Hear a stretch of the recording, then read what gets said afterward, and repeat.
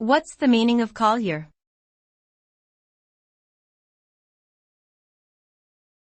Collier.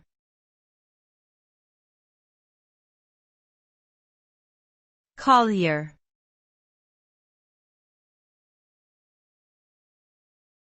Collier.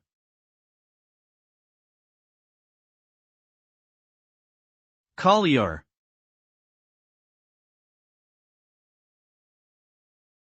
Collier is a noun that refers to a person who works in or manages a coal mine.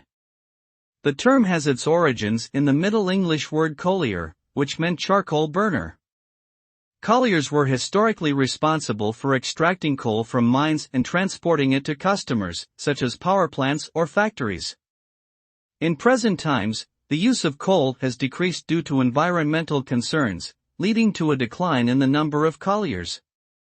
However, those who still work in the industry continue to play an important role in meeting energy demands across the world.